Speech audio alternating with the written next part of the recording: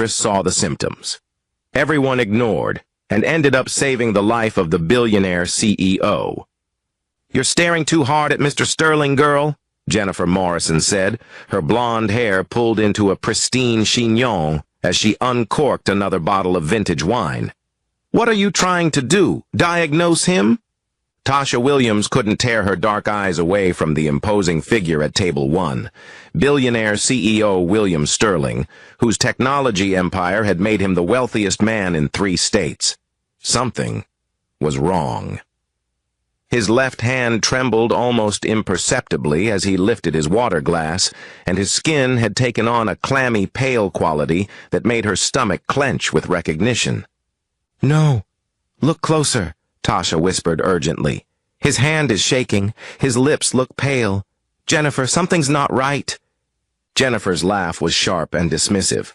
"Oh, please. Since when did waitresses become doctors? You think your community college classes make you qualified to diagnose a billionaire? Just serve the wine and stop pretending." But Tasha had seen these exact symptoms before. In her grandmother's final days, in the EMT training videos she studied during her lunch breaks, in the emergency response certification she'd earned working nights at the community college, every instinct screamed danger. "I'm serious, Jennifer. Look at how he's pressing his chest." "Tasha!" Manager Rodriguez's sharp voice cut through their whispered conversation like a blade. "Table 7 is waiting for their appetizers. Move!" In less than 5 minutes the room would fall silent, and only one person would be ready to act. If you believe some observations should never be ignored, hit that like button and subscribe for stories that will change how you see the world. The ballroom buzzed with conversations that moved markets and toppled governments. Tasha weaved between tables, her heart hammering against her ribs as she approached the lion's den. Table 1. Where William Sterling held court among oil executives, tech moguls, and political power brokers. Sterling's silver hair was perfectly styled, his $1,000 suit immaculate, but his knuckles were white as he gripped his water glass with obvious effort. "Gentlemen," Sterling's voice carried its usual commanding authority, though Tasha detected a slight rasp underneath. "The Shanghai deal will close by Friday, guaranteed." Taking a deep breath, Tasha stepped forward. "Excuse me, Mr. Sterling." 8 pairs of eyes turned toward her, some annoyed, others amused, all dismissive, the weight of their collective judgment pressed down on her shoulders. "Sir, I don't mean to interrupt, but you look unwell. Your skin is clammy, and I noticed your hand shaking. Are you feeling any chest pain or dizziness?" "Are you serious right now?" Senator Blackwood's jowls quivered with indignation. "Did a waitress just try to give medical advice to William Sterling?" Laughter rippled around the table like poison spreading through water. Other nearby tables turned to watch the spectacle. Sterling's gray eyes turned ice cold as they fixed on Tasha. "I didn't pay $50,000 for this dinner to receive a medical consultation from the help. Do your job. Pour the wine and disappear." "But, sir, I really think you should—" "You think?" Sterling's voice rose, cutting through nearby conversations and drawing even more attention. "You think what exactly? That your 2 semesters of community college somehow qualify you to diagnose me?" The laughter grew louder, crueler. Someone whispered loud enough for her to hear. "Typical. They always think they know better than their betters." Tasha's cheeks burned with humiliation, but her conviction remained steady. "Mr. Sterling, please, I've seen these symptoms before. My grandmother had a stroke, and the signs—" "Enough!" Sterling slammed his palm on the table, making crystal glasses jump and wine splash. "Manager, get this woman away from my table before I call security and have her banned from every establishment in the city." Rodriguez appeared instantly, his face flushed with embarrassment and anger. "Mr. Sterling, I sincerely apologize for this unprecedented breach of protocol. Tasha, step away immediately." "Miguel, please, just listen for 1 second. "Not another word." Rodriguez grabbed her elbow firmly. You're embarrassing this establishment and disrespecting our most valued patron. Return to the kitchen now or clean out your locker." As Tasha was pulled away, Sterling's mocking voice carried across the room for everyone to hear. "Unbelievable. A waitress thinks she can play doctor. What's next? The busboy performing heart surgery." The elite crowd erupted in cruel, sustained laughter that echoed off the ornate walls like judgment from on high. But as Tasha retreated toward the kitchen, she saw something that made her blood run cold. Sterling's wine glass slipping from his trembling fingers, the deep red liquid spreading across the pristine white tablecloth like spilled blood. Would you have the courage to speak up even when everyone laughed at you? Tell us in the comments below. In the harsh fluorescent light of the kitchen, Tasha's hands shook as she arranged appetizer plates. The clatter of pots and pans couldn't drown out the echo of mocking laughter in her ears, but through the service window she kept watching Sterling with growing alarm. "Forget about it, mija," said Carlos, the sous chef, not looking up from his sauté pan. "Rich people don't like being told they're mortal. They think money makes them invincible."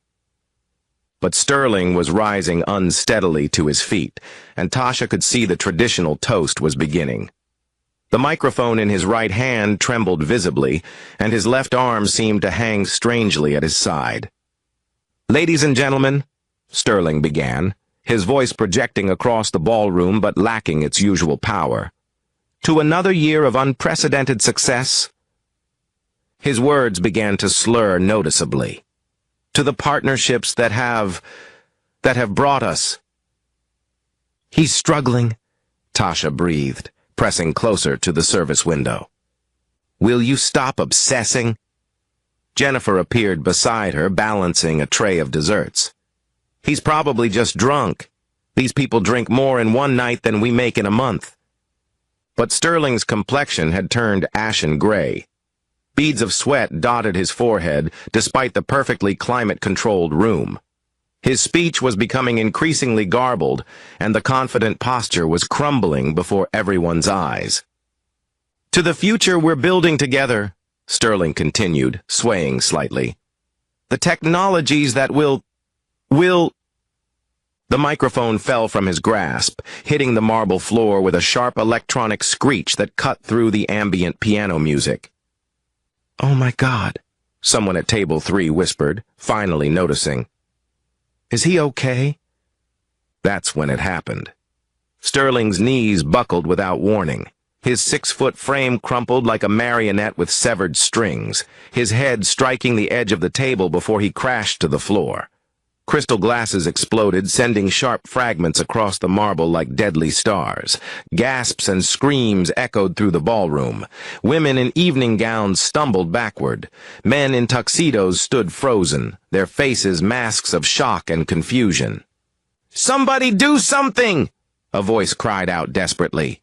But everyone just stood there, paralyzed by the surreal sight of one of America's most powerful men lying motionless on the cold marble floor.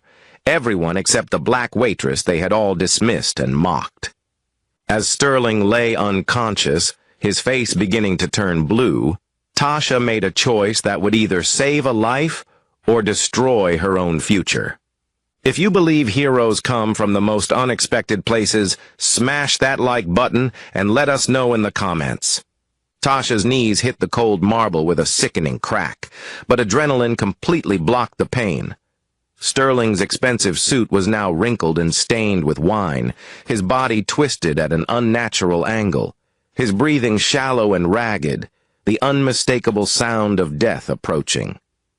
"Step back!" she commanded with an authority that surprised even herself. "Everyone give him space to breathe!" "What the hell are you doing?" Dr. Harrington, Sterling's personal physician, pushed through the crowd of stunned onlookers. "I'm his doctor! Move aside immediately!" "With all due respect, sir," Tasha said, not taking her eyes off Sterling's pale face. "When was the last time you performed CPR in an actual emergency? Because I completed my EMT training 6 months ago." "EMT training?" The doctor's voice dripped with disbelief and condescension. "You're a waitress at a hotel." I'm a pre-med student working 3 jobs to pay for school, Tasha shot back, placing her hands in position on Sterling's chest. And right now, my training is the only thing standing between him and death. She began compressions immediately, counting under her breath with mechanical precision. 1, 2, 3, 4. Sterling's ribs creaked under the pressure, a sound that made several guests turn away in disgust and horror. "Someone get the AED from behind the bar!" she yelled over her shoulder. "The what?" Senator Blackwood looked completely confused. "The automated external defibrillator, the red box with the lightning bolt symbol." Rodriguez appeared at her side, his face pale with absolute terror. "Tasha, Jesus Christ, if you're wrong about this, if he dies because of what you're doing, if I'm wrong, I lose my job and probably get sued into bankruptcy," she panted between compressions, sweat already beading on her forehead. "If I do nothing, he dies for certain. Now help me turn him on his side, he's aspirating." The crowd pressed closer despite themselves, a mixture of fascination and horror playing across their faces. Phone cameras appeared from expensive handbags, recording the surreal scene of a black waitress in a wrinkled uniform fighting desperately to save the life of a billionaire who had publicly humiliated her just minutes earlier. 15, 16, 17, 18. Tasha's voice grew increasingly strained with each compression. Sweat dripped from her forehead onto Sterling's silk tie, and her arms burned with exhaustion.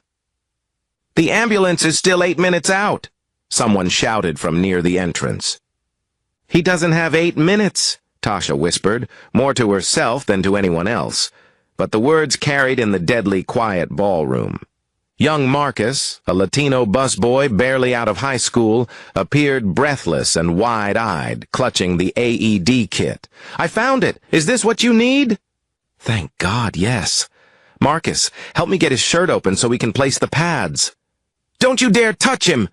Dr. Harrington stepped forward aggressively. "I will not allow some untrained waitress to experiment on my patient." "Then you save him!" Tasha's voice cracked with raw emotion, her professional composure finally breaking. "Do something, anything, but if you can't or won't act, then please, for the love of God, let me try." The distinguished doctor hesitated, his manicured hands trembling visibly. In that moment of terrible silence, everyone in the ballroom realized the awful truth. The most qualified person in the room to handle this emergency was the one they had been calling unqualified. As Tasha placed the defibrillator pads on Sterling's motionless chest, the machine analyzed his rhythm, and his body convulsed once violently, then went completely, utterly still. If you're on the edge of your seat right now, you're not alone. Hit subscribe and ring that notification bell so you never miss a heart-stopping moment. "Shock recommended. Clear the patient," the AED announced in its emotionless, mechanical voice. "Clear!" Tasha shouted, her voice breaking with desperation. The defibrillator delivered its electrical shock. Sterling's entire body jerked violently off the marble floor, his back arching impossibly high before crashing back down. Gasps echoed through the ballroom as his expensive watch clattered against the stone. Nothing. No movement. No breath. Silence stretched like a taut wire ready to snap, filled only with Tasha's labored breathing and the distant mechanical hum of the air conditioning system that seemed obscenely normal in this moment of life and death. "Come on," Tasha whispered, tears streaming down her cheeks as she recharged the device with shaking hands. "Come on, Mr. Sterling. Fight for your life. Fight." "Analyzing rhythm," the machine announced again. "Shock advised." "Please, God," Tasha breathed. "Clear." The second jolt seemed even more violent than the first. Sterling's body convulsed again, and then a gasp. Weak, rattling, barely human, but unmistakably the sound of life returning. "Oh my God in heaven," Dr. Harrington breathed, his voice filled with awe and disbelief. "She actually did it. She brought him back."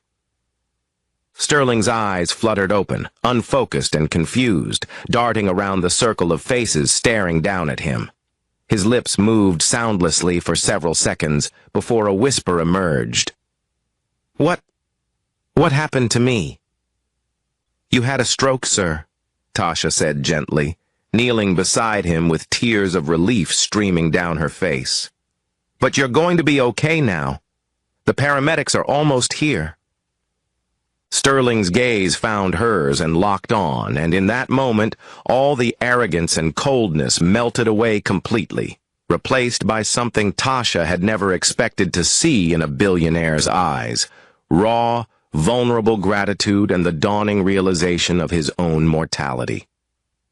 "You—" His voice was barely audible, cracked and weak.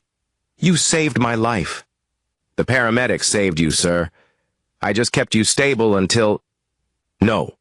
Sterling's hand, still weak and trembling from the stroke, reached out and found hers. "After what I said to you, after how I treated you, after I humiliated you in front of everyone, you still chose to save me." The crowd watched in absolute stunned silence as one of the most powerful and ruthless men in America wept openly, clutching the hand of the black waitress he had publicly mocked and dismissed just minutes before his collapse.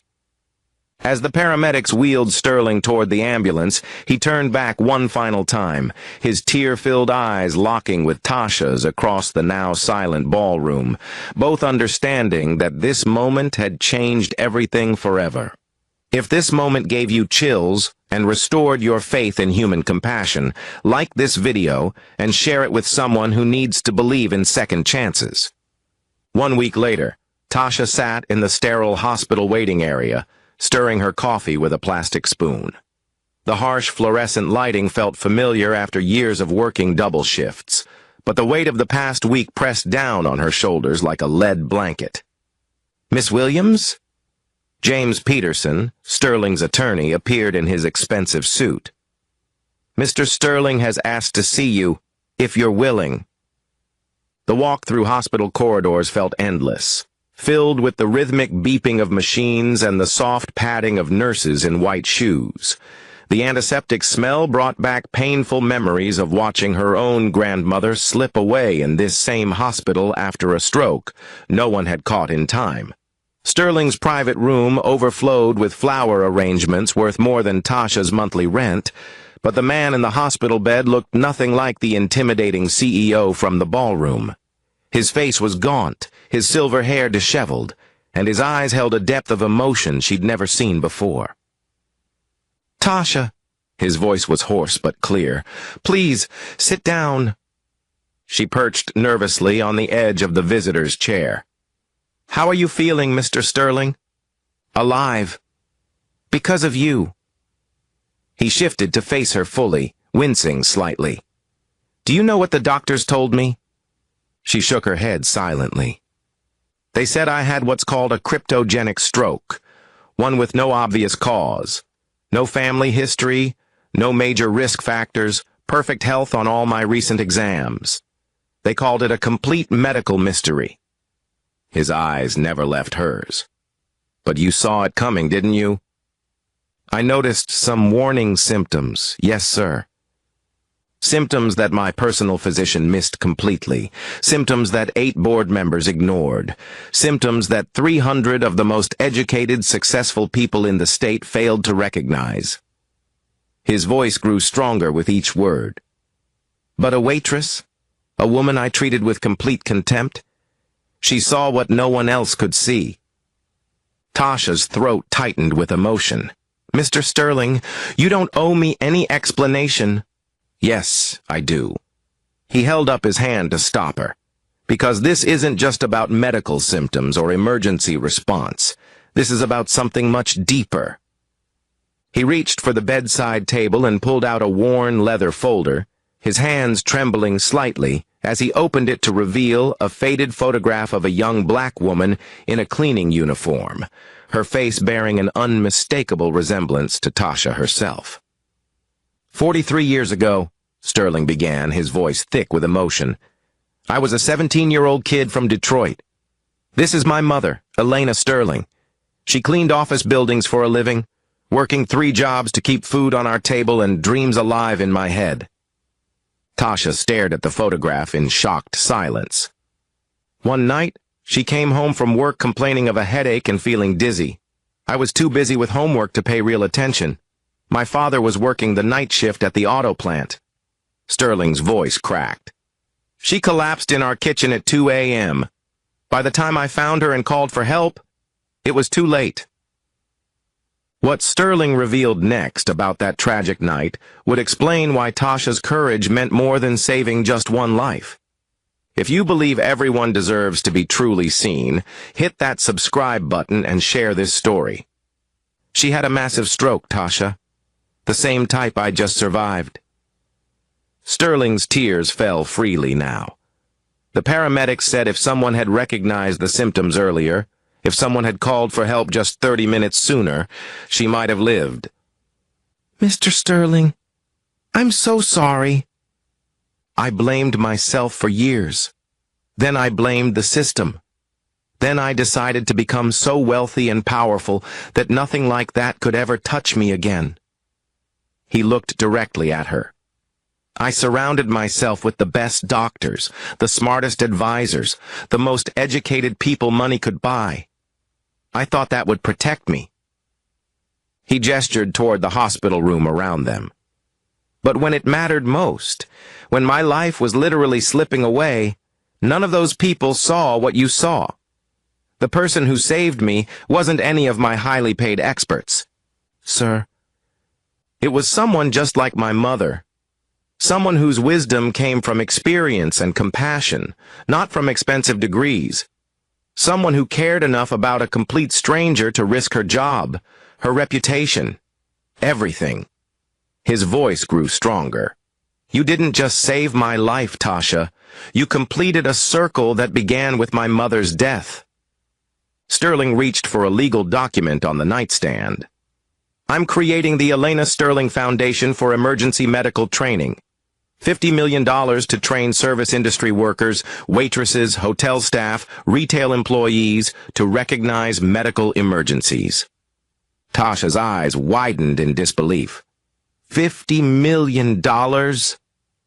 Because the people closest to emergencies aren't doctors or paramedics. They're people like you. People like my mother was. He handed her the document. I want you to run it. Full medical school scholarship, plus a salary to oversee the program while you complete your degree. Mr. Sterling, I can't possibly accept... You can and you will, but I have one condition. Her heart sank. There was always a catch. Promise me that when you become Dr. Williams, and you will, you'll never stop seeing people the way you saw me that night. Not as their bank account or their title or their skin color, but as human beings who need help. I promise, Tasha whispered, overwhelmed by the magnitude of what was happening. Good, because this is just the beginning. What Sterling announced next would prove that one act of courage was about to spark a revolution that would save thousands of lives. If this transformation story is moving you, make sure you're subscribed and share it with someone who's ever felt invisible. 6 months later, the Grand Meridian Ballroom had been completely transformed. Where elegant dining tables once held champagne glasses, medical training stations now prepared unlikely heroes. The gentle piano music had been replaced by the focused energy of people learning to save lives. Ladies and gentlemen, Sterling's voice rang out clearly, stronger than it had been that fateful night. Welcome to the first graduation ceremony of the Sterling Emergency Response Academy. Tasha stood on the small stage beside him, wearing scrubs instead of a waitress uniform, her advanced EMT certification pinned proudly to her chest. Around the room, she could see familiar faces that had become dear friends. Jennifer demonstrating proper blood pressure technique. Marcus teaching CPR to a group of hotel workers, dozens of service industry employees who had completed the intensive 8-week program. 6 months ago, I nearly died in this very room, Sterling continued, his voice carrying to every corner. Not because there weren't capable people present, but because I had created a culture where only certain voices were considered worth hearing. Murmurs of agreement rippled through the diverse crowd. Today, we graduate our first class of 127 emergency responders, men and women who work in hospitality, retail, food service, and dozens of other industries where they interact with the public every single day. They are mothers and fathers, students and immigrants, people society often overlooks and undervalues. Dr. Sarah Chen, the Academy's medical director, stepped forward with impressive statistics. In just 6 months, graduates of this program have successfully responded to 14 medical emergencies across our partner businesses. 14 human beings are alive today because someone who society dismissed as just an employee had both the knowledge and the courage to act when it mattered most. "But we're not stopping here," Sterling announced, his voice building with excitement. "Today I'm announcing that we're taking this program nationwide. We've already secured partnerships with major hotel chains, restaurant groups, and retail companies across America." Gasps echoed through the room as the scope of the vision became clear. By this time next year, we aim to have 100,000 trained emergency responders working in businesses coast to coast. Frontline workers who know how to spot strokes, heart attacks, severe allergic reactions, choking incidents, all the medical emergencies that happen every single day in public spaces where traditional first responders can't immediately reach. "The statistics are remarkable," Dr. Chen added, clicking to a presentation slide. "In communities where service workers receive this medical training, emergency survival rates increase by an average of 67%. As the ceremony concluded, Tasha approached the microphone one final time. The room fell silent as she looked out at faces that had become a family, people from every background imaginable, united by the simple belief that everyone deserves a chance to live. "When I walked into this ballroom many months ago, I was invisible," she began, her voice steady but filled with emotion. "I was just another black waitress in a white uniform, someone society taught to stay quiet and know her place. But that night I learned something powerful. Being invisible gives you the clearest view of what really matters." She paused, looking directly at Sterling, who nodded with tears in his eyes. "We don't need titles or diplomas or boardroom seats to save lives. We just need to see each other as human beings worth saving. Tonight, 127 graduates will return to their jobs, but they're not the same people who walked in here 8 weeks ago. They're heroes waiting to happen." The standing ovation lasted nearly 5 minutes. As the crowd dispersed, Tasha caught Sterling's arm gently. "Thank you," she whispered, "for listening, for changing, for proving that redemption is always possible." Sterling squeezed her hand warmly. "Thank you for showing me that the most important voices are often the ones we work hardest to silence. My mother would be so proud of who you've become, and honestly, so would yours." As Tasha walked out of the Grand Meridian for the final time, she knew that one moment of courage had created ripples that would save thousands of lives for generations to come. The invisible had become indispensable, and the dismissed had become the difference between life and death. If this story moved you and reminded you that heroes come from the most unexpected places, hit that like button right now. Every like helps us share more stories about ordinary people doing extraordinary things. Subscribe and ring the notification bell so you never miss stories that will restore your faith in humanity and change how you see the people around you. Share this story with someone who's ever felt overlooked or undervalued, because you never know when they might be the one person standing between life and death.